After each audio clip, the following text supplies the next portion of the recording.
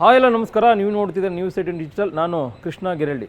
ಇಡೀ ದೇಶದಲ್ಲೇ ಪಂಚರಾಜ್ಯಗಳ ಚುನಾವಣೆ ಕೂಡ ನಡೀತಾ ಇರುವಂಥದ್ದು. ಮತ್ತೊಂದು ಕಡೆ ರಾಜ್ಯದಲ್ಲೂ ಕೂಡ 2 ಉಪಚುನಾವಣೆ ಕೂಡ ಕಾವು ಜೋರಾಗಿದೆ. ಇದರ ನಡುವೆ ಕೇಂದ್ರ ಗೃಹ ಸಚಿವರಾಗಿರ್ತಕ್ಕಂಥ ಅಮಿತ್ ಶಾ ಅವರು ರಾಜ್ಯಕ್ಕೆ ಆಗಮಿಸ್ತಾ ಇರುವಂಥದ್ದು ಸಾಕಷ್ಟು ಕುತೂಹಲಕ್ಕೆ ಎಡೆ ಮಾಡಿಕೊಟ್ಟಿದೆ. ಸಾಮಾನ್ಯವಾಗಿ ಸಾರ್ವತ್ರಿಕ ಚುನಾವಣೆ ಇದ್ದಂಥ ಸಂದರ್ಭದಲ್ಲಿ ರಾಷ್ಟ್ರೀಯ ನಾಯಕರು ರಾಜ್ಯಕ್ಕೆ ಬರುವಂಥದ್ದು ಸಾಮಾನ್ಯ. ಯಾಕಂದರೆ ಆಯಾ ಪಕ್ಷಗಳ ಅಭ್ಯರ್ಥಿಗಳನ್ನು ಗೆಲ್ಲಿಸುವಂಥದ್ದು, ಪಕ್ಷವನ್ನು ಅಧಿಕಾರಕ್ಕೆ ತರುವಂಥದ್ದು, ಮತ್ತು ಪಕ್ಷವನ್ನು ಗೆಲ್ಲಿಸುವಂಥದ್ದು, ಮತ್ತು ಒಂದು ರೀತಿ ಪಕ್ಷವನ್ನು ಸದೃಢಗೊಳಿಸೋದ್ರ ಮುಖಾಂತರವಾಗಿ ಅಧಿಕಾರಕ್ಕೆ ತರುವಂಥ ನಿಟ್ಟಿನಲ್ಲಿ ಕೂಡ ಪ್ರಯತ್ನವನ್ನು ರಾಷ್ಟ್ರೀಯ ನಾಯಕರು ಕೂಡ ಮಾಡುವಂಥದ್ದು ಸಹಜ. ಆದರೆ ಈಗ ಬೈ ಎಲೆಕ್ಷನ್ ನಡೀತಿರ್ತಕ್ಕಂಥ ಸಂದರ್ಭದಲ್ಲೇ ಅಮಿತ್ ಶಾ ಅವರು ರಾಜ್ಯಕ್ಕೆ ಬರ್ತಾ ಇರುವಂಥದ್ದು ಬೇರೊಂದು ಕಾರ್ಯಕ್ರಮ ಆದರೂ ಕೂಡ ರಾಜ್ಯದ ಬೈ ಎಲೆಕ್ಷನ್ ವಿಚಾರವಾಗಿ ಸಾಕಷ್ಟು ಈಗ ಚರ್ಚೆಗೆ ಈಗಾಗಲೇ ಸಾಕಷ್ಟು ಕುತೂಹಲಕ್ಕೆ ಮತ್ತು ಮಹತ್ವವನ್ನು ಕೂಡ ಈಗಾಗಲೇ ಪಡ್ಕೊಂಡಿರುವಂಥದ್ದು ಅಮಿತ್ ಶಾ ಅವರ ಭೇಟಿ. ಈಗಾಗಲೇ ರಾಜ್ಯದಲ್ಲಿ ಕಾಂಗ್ರೆಸ್ ಸರ್ಕಾರ ಅಧಿಕಾರದಲ್ಲಿದೆ. ಒಂದು ಕಡೆಗೆ ಕಾಂಗ್ರೆಸ್ ಸರ್ಕಾರದ ವಿರುದ್ಧವಾಗಿ ಬಿಜೆಪಿ ಕೂಡ ಹೋರಾಟವನ್ನು ಕೂಡ ಹೋರಾಟ ಮಾಡ್ತಾ ಇದ್ರು ಕೂಡ ಎಲ್ಲ ಒಂದು ಕಡೆ ರಾಜ್ಯ ಬಿಜೆಪಿಯಲ್ಲಿ ನಾಯಕತ್ವದ ಒಂದು ಗೊಂದಲಗಳು ಕೂಡ ಮನೆ ಮಾಡಿರುವಂಥದ್ದು. ಇದರ ನಡುವೆ ಬಿಜೆಪಿ ರಾಜ್ಯಾಧ್ಯಕ್ಷರಾಗಿ BY ವಿಜೇಂದ್ರ ಅವರು ಕೆಲಸವನ್ನು ಕೂಡ ಮಾಡ್ತಾ ಇದ್ದಾರೆ. ಆದರೆ ಎಲ್ಲ ಒಂದು ಕಡೆ ಅವರ ವಿರೋಧಿ ಬಣ ಅವ್ರನ್ನ ಬದಲಾವಣೆ ಮಾಡಬೇಕು, ಮತ್ತೊಂದು ಕಡೆ ಎಲ್ಲೊಂದು ಕಡೆ ಸಂಘಟನೆ ಸರಿ ಇಲ್ಲ, ಮತ್ತು ಬೇರೆ ರೀತಿಯಾದಂಥ ನಿರ್ಧಾರಗಳನ್ನು ಕೂಡ ಕೈಗೊಳ್ಳಲಾಗ್ತಾ ಇದೆ ಅನ್ನೋ ಒಂದು ಆಪಾದನೆಗಳನ್ನು ಕೂಡ ಈಗಾಗಲೇ ವಿರೋಧಿ ಬಣಗಳು ಕೂಡ ಮಾಡ್ತಾ ಇರುವಂಥದ್ದು. ಇದ್ರ ಜೊತೆಗೆ ರಾಜ್ಯದಲ್ಲೂ ಕೂಡ ಕಾಂಗ್ರೆಸ್ ಒಂದು ರೀತಿ ಅಗ್ರೆಸಿವ್ ಆಗಿ ಕೂಡ ಹೋಗ್ತಾ ಇದೆ. ಒಂದು ರೀತಿ ರಾಜ್ಯ ಬಿಜೆಪಿಯಲ್ಲಿ ಒಂದು ರೀತಿ ಸ್ಟ್ರಾಂಗ್ ಇಲ್ಲ, ನಾಯಕತ್ವದ ಕೊರತೆ ಇದೆ, ಮತ್ತು ನಾವೇ 2028ಗೆ ಬರ್ತೇವೆ ಅನ್ನೋದು ಮಾತನ್ನು ಆಡೋದ್ರ ಮುಖಾಂತರವಾಗಿ CM ಸಿದ್ದರಾಮಯ್ಯ ಮತ್ತು DK ಶಿವಕುಮಾರ್ ಅವರು ಅದಕ್ಕೆ ಪೂರಕವಾಗಿ ಬೈ ಎಲೆಕ್ಷನ್ ಅನ್ನು ಗೆಲ್ಲೋದ್ರ ಮುಖಾಂತರವಾಗಿ, ಅಂದರೆ ಬಾಗಲಕೋಟೆ ಆಗಿರ್ಬೋದು, ಮತ್ತೊಂದು ಕಡೆ ದಾವಣಗೆರೆ ದಕ್ಷಿಣ ವಿಧಾನಸಭಾ ಕ್ಷೇತ್ರಗಳನ್ನು ಗೆಲ್ಲೋದ್ರ ಮುಖಾಂತರವಾಗಿ ಎಲ್ಲೊಂದು ಕಡೆ 2028ರ ವಿಧಾನಸಭೆ ಚುನಾವಣೆಗೂ ಕೂಡ ಮತ್ತೊಮ್ಮೆ ಅಧಿಕಾರಕ್ಕೆ ಬರುವಂಥ ನಿಟ್ಟಿನಲ್ಲಿ ಕೂಡ ಕಾಂಗ್ರೆಸ್ ನಾಯಕರು ಪಣವನ್ನು ತೊಟ್ಟಿದ್ದಾರೆ. ಹಾಗಾಗಿನೇ ಇಲ್ಲೊಂದು ಕಡೆ ಒಂದು ರೀತಿ ಪಂಚರಾಜ್ಯಗಳ ಚುನಾವಣಾ ಪ್ರಚಾರದ ಬಿಸಿ ನಡುವೆ ಅಮಿತ್ ಶಾ ಅವರು ಕೂಡ ಬೈ ಎಲೆಕ್ಷನ್ ವಿಚಾರವಾಗಿಯೂ ಕೂಡ ಇಲ್ಲೊಂದು ಕಡೆ ಚರ್ಚೆ ಮಾಡುವಂಥದ್ದು, ಅದ್ರ ಬಗ್ಗೆ ಗಮನ ಕೊಡುವಂಥ ನಿಟ್ಟಿನಲ್ಲಿ ಕೂಡ ಅವರು ಇಲ್ಲೊಂದು ಕಡೆ ಪಾತ್ರ ವಹಿಸುವಂಥ ಸಾಧ್ಯತೆ ಹೆಚ್ಚಿದೆ ಅನ್ನುವಂಥದ್ದು ಈಗ ಮೇಲ್ನೋಟಕ್ಕೆ ಕಂಡು ಬರ್ತಾ ಇರುವಂಥದ್ದು. ಬಹಳ ಪ್ರಮುಖವಾಗಿ ಈಗಾಗಲೇ ಅಮಿತ್ ಶಾ ಅವರು ಒಂದು ಖಾಸಗಿ ಕಾರ್ಯಕ್ರಮ ಅಂತಂದರೆ ಈಗ BGS ಮೈದಾನದಲ್ಲಿ, ಅಂದರೆ ಬೆಂಗಳೂರಿನ ನೆಲಮಂಗಲದಲ್ಲಿರುವಂಥ ಒಂದು BGS ಮೈದಾನ ಏನಿದೆ ಅಲ್ಲಿ ವಿಜ್ಞಾತ ಮೈದಾನದಲ್ಲಿ ಹಿಂದೂ ಧರ್ಮ ಆಚಾರ್ಯ ಸಭಾ ಕಾರ್ಯಕ್ರಮ ಕೂಡ ನಡೀತಾ ಇದೆ. ಆ ಒಂದು ಸಭೆಯಲ್ಲಿ ವಿಶೇಷವಾಗಿ ಕೇಂದ್ರ ಗೃಹ ಸಚಿವರಾಗಿರ್ತಕ್ಕಂಥ ಅಮಿತ್ ಶಾ ಆಗಿರ್ಬೋದು, ಅದ್ರ ಜೊತೆಗೆ RSS ಮುಖ್ಯಸ್ಥರಾಗಿರ್ತಕ್ಕಂಥ ಮೋಹನ್ ಭಾಗವತ್ ಆಗಿರ್ಬೋದು, ಅದ್ರ ಜೊತೆಗೆ ಆದಿಚುಂಚನಗಿರಿ ಶ್ರೀಗಳಾಗಿರ್ತಕ್ಕಂಥ ನಿರ್ಮಲಾನಂದನಾಥ ಸ್ವಾಮೀಜಿಗಳಾಗಿರ್ಬೋದು, ಅವರ ಎಲ್ಲರೂ ಕೂಡ ಆ ಒಂದು ಸಭೆಯಲ್ಲೂ ಕೂಡ ಭಾಗವಹಿಸ್ತಾ ಇದ್ದಾರೆ.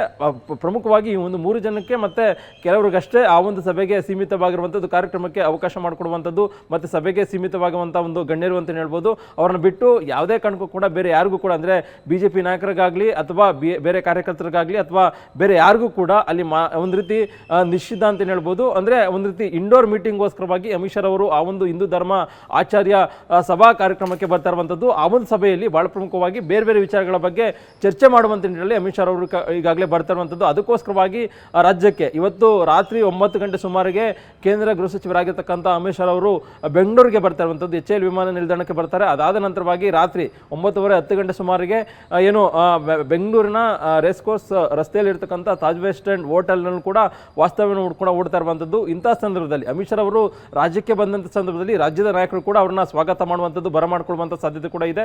BJP ರಾಜ್ಯಾಧ್ಯಕ್ಷರಾಗಿರ್ತಕ್ಕಂಥ BY ವಿಜೇಂದ್ರ ಆಗಿರ್ಬೋದು, ಮತ್ತು ವಿಧಾನಸಭೆ ವಿರೋಧ ಪಕ್ಷದ ನಾಯಕರಾಗಿರ್ತಕ್ಕಂಥ ಅಶೋಕ್ ಸೇರಿದಂತೆ ಬೆಂಗಳೂರಿನ ಕೆಲ ಶಾಸಕರು ಕೂಡ ಅಮಿತ್ ಶಾ ಅವರನ್ನ ಭೇಟಿಯನ್ನು ಮಾಡೋದ್ರ ಮುಖಾಂತರವಾಗಿ ಅವ್ರನ್ನ ಸ್ವಾಗತ ಕೋರುವಂಥದ್ದು, ಬರಮಾಡಿಕೊಳ್ಳುವಂಥ ಸಾಧ್ಯತೆ ಕೂಡ ಇರುವಂಥದ್ದು.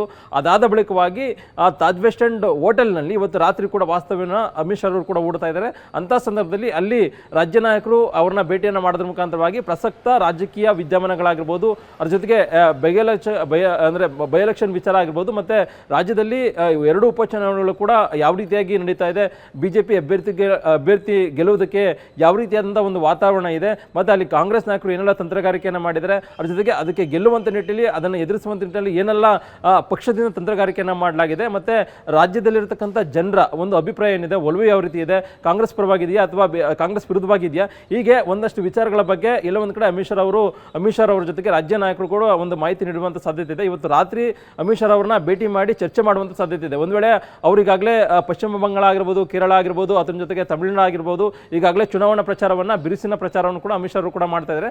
ಆ ಒಂದು ಚುನಾವಣಾ ಪ್ರಚಾರದ ಬ್ಯುಸಿಯಲ್ಲಿದ್ದಾರೆ ಅಮಿತ್ ಶಾ ಅವರು. ಇದರ ನಡುವೆ ಅಮಿತ್ ಶಾ ಅವರು ಒಂದು ರೀತಿ ಒಂದು ಕಾರ್ಯಕ್ರಮಕ್ಕೋಸ್ಕರವಾಗಿ, ಹಿಂದೂ ಧರ್ಮದ ಒಂದು ಕಾರ್ಯಕ್ರಮಕ್ಕೋಸ್ಕರವಾಗಿ ಮಾತ್ರ ಅಮಿತ್ ಶಾ ಅವರು ರಾಜ್ಯಕ್ಕೆ ಬರ್ತಾ ಇರುವಂಥದ್ದು. ಇಂತಹ ಸಂದರ್ಭದಲ್ಲಿ ಇವತ್ತು ರಾತ್ರಿ ಖಾಸಗಿ ಹೋಟೆಲ್ನಲ್ಲಿ ವಾಸ್ತವ್ಯ ಓಡತಕ್ಕಂಥ ಸಂದರ್ಭದಲ್ಲಿ ಅಮಿತ್ ಶಾ ಅವರನ್ನ ರಾಜ್ಯ ನಾಯಕರು ಭೇಟಿ ಮಾಡುವಂಥ ಸಾಧ್ಯತೆ ಇದೆ. ಒಂದು ವೇಳೆ ಅವರು ಬ್ಯುಸಿಯಲ್ಲಿದ್ದರೆ, ಅಂದರೆ ವಿಶ್ರಾಂತಿಯನ್ನು ತೆಗೆದುಕೊಂಡ್ರೆ, ನಾಳೆ ಬೆಳಗ್ಗೆ ಅವರು ಬೆಂಗಳೂರಿನ ನೆಲಮಂಗಲಕ್ಕೆ ಹೋಗುವ ಮುಂಚಿತವಾಗಿಯೇ ನಾಳೆ ಬೆಳಗ್ಗೆ ಅಮಿತ್ ಶಾ ಅವರನ್ನ ಭೇಟಿಯನ್ನು ಮಾಡೋದ್ರ ಮುಖಾಂತರವಾಗಿ ಈ ಒಂದು ವಿಚಾರಗಳ ಬಗ್ಗೆ ಚರ್ಚೆ ಮಾಡುವಂಥದ್ದು, ಗಮನಕ್ಕೆ ತರುವಂಥದ್ದು, ಮತ್ತು 2022ರ ವಿಧಾನಸಭಾ ಚುನಾವಣೆಗೂ ಕೂಡ ಒಂದು ರೀತಿ ಸಂಘಟನಾತ್ಮಕವಾಗಿ ಪಕ್ಷವನ್ನು ಅಧಿಕಾರಕ್ಕೆ ತರುವಂಥ ನಿಟ್ಟಿನಲ್ಲಿ ಕೆಲಸವನ್ನು ಮಾಡ್ತೇವೆ ಅನ್ನೋ ಒಂದು ಭರವಸೆಯನ್ನು ರಾಜ್ಯ ನಾಯಕರು ಅಮಿತ್ ಶಾ ಅವರಿಗೆ ಕೊಡುವಂಥ ಸಾಧ್ಯತೆ ಕೂಡ ಹೆಚ್ಚಿರುವಂಥದ್ದು. ಅದೇನೇ ಇದ್ರೂ ಕೂಡ ಈಗ ರಾಜ್ಯದಲ್ಲಿ ಒಂದು ಕಡೆಗೆ ಬಾಗಲಕೋಟೆ, ಮತ್ತೊಂದು ಕಡೆ ದಾವಣಗೆರೆ ದಕ್ಷಿಣ ವಿಧಾನಸಭಾ ಕ್ಷೇತ್ರದ ಚುನಾವಣಾ ಕಾವು ದಿನೇ ದಿನೇ ರಂಗೇರ್ತಾ ಇರುವಂಥದ್ದು, ಕಾವೇರ್ತಾ ಇರುವಂಥದ್ದು. ಅಲ್ಲಿ ಎರಡೂ ಕ್ಷೇತ್ರಗಳನ್ನು ಗೆಲ್ಲುವಂಥ ನಿಟ್ಟಿನಲ್ಲಿ ಆಡಳಿತ ಪಕ್ಷ ಕಾಂಗ್ರೆಸ್ ಎಲ್ಲ ರೀತಿಯಂಥ ತಂತ್ರಗಾರಿಕೆಯನ್ನು ಮಾಡೋದ್ರ ಮುಖಾಂತರವಾಗಿ ಒಂದು ರೀತಿ ಅಗ್ರೆಸಿವ್ ಆಗಿ ಕೂಡ ಹೋಗ್ತಾ ಇದೆ. ಇದರ ನಡುವೆ ಈ ಒಂದು ಅಗ್ರೆಸಿವ್ ಅನ್ನು ತಡೆಯುವಂಥದ್ದು ಮತ್ತೆ ಪ್ರತಿಪಕ್ಷವಾಗಿ ಸಮರ್ಥವಾಗಿ ತಮ್ಮ ಅಭ್ಯರ್ಥಿಗಳನ್ನು ಗೆಲ್ಲಿಸುವಂಥ ನಿಟ್ಟಿನಲ್ಲಿ ಕೂಡ ಬಿಜೆಪಿ ನಾಯಕರು ಎಲ್ಲ ರೀತಿಯಂಥ ತಂತ್ರಗಾರಿಕೆಯನ್ನು ಕೂಡ ಮಾಡಿದ್ದಾರೆ. ಏಪ್ರಿಲ್ 9ನೇ ತಾರೀಕು ಮುಂಚಿತವಾಗಿಯೇ ಏನೆಲ್ಲ ಕಸರತ್ತನ್ನು ಮಾಡಬೇಕು ಎರಡೂ ಪಕ್ಷಗಳು ಕೂಡ ಮಾಡ್ತಾ ಇರುವಂಥದ್ದು. ಇದ್ರ ನಡುವೆ ಅಮಿತ್ ಶಾ ಅವರು ರಾಜ್ಯಕ್ಕೆ ಬರ್ತಾ ಇರತಕ್ಕಂಥ ಸಂದರ್ಭದಲ್ಲಿ ಸಾಕಷ್ಟು ಮಹತ್ವವನ್ನು ಪಡೆದುಕೊಂಡಿದೆ.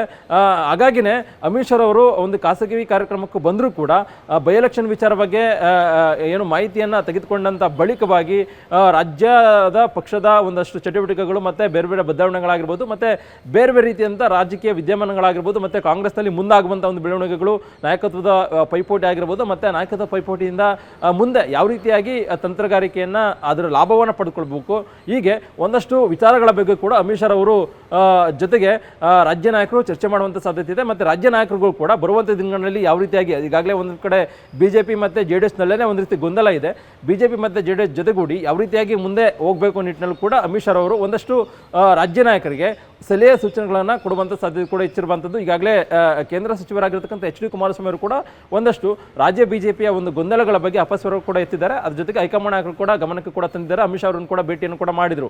ಹಾಗಾಗಿನೇ ಅಮಿತ್ ಶಾ ಅವರು ರಾಜ್ಯಕ್ಕೆ ಬಂದಂಥ ಸಂದರ್ಭದಲ್ಲಿ ಪಕ್ಷದ ನಾಯಕರ ಜೊತೆ ಚರ್ಚೆ ಮಾಡಿದ ಸಂದರ್ಭದಲ್ಲಿ ಇವೆಲ್ಲ ವಿಚಾರಗಳ ಬಗ್ಗೆ ಕೂಡ ಅವರು ಚರ್ಚೆನ ಮಾಡೋದ್ರ ಮುಖಾಂತರವಾಗಿ ಒಂದಷ್ಟು ಸಲಹೆ ಸೂಚನೆಗಳನ್ನು ಕೊಡುವಂಥ ಸಾಧ್ಯತೆ ಇದೆ. ಅದ್ರ ಜೊತೆಗೆ ಬೈ ಎಲೆಕ್ಷನ್ ವಿಚಾರ ಬಗ್ಗೆ ಕೂಡ ಒಂದು ರೀತಿ ಅವ್ರ ಜೊತೆ ಚರ್ಚೆನ ಮಾಡೋದ್ರ ಮುಖಾಂತರವಾಗಿ ಇನ್ನು 1 ವಾರಗಳಲ್ಲಿ ಯಾವ ರೀತಿಯಾಗಿ ತಂತ್ರಗಾರಿಕೆಯನ್ನು ಮಾಡೋದ್ರ ಮುಖಾಂತರವಾಗಿ ಪಕ್ಷದ ಅಭ್ಯರ್ಥಿಗಳನ್ನು ಗೆಲ್ಲಿಸಬೇಕು ಅನ್ನೋ ನಿಟ್ಟಿನಲ್ಲಿ ಕೂಡ ಖುದ್ದು ಕೇಂದ್ರ ಗೃಹ ಸಚಿವರು ಮತ್ತು ಬಿಜೆಪಿಯ ರಾಷ್ಟ್ರೀಯ ಚುನಾವಣಾ ಚಾಣಕ್ಯ ಅಂತಲೇ ಅನಿಸ್ಕೊಂಡಿರತಕ್ಕಂಥ ಅಮಿತ್ ಶಾ ಅವರು ರಾಜ್ಯ ನಾಯಕರಿಗೆ ಒಂದಷ್ಟು ಸಲಹೆ ಸೂಚನೆಗಳನ್ನು ಕೊಡುವಂಥ ಸಾಧ್ಯತೆ ಹೆಚ್ಚಿರುವಂಥದ್ದು.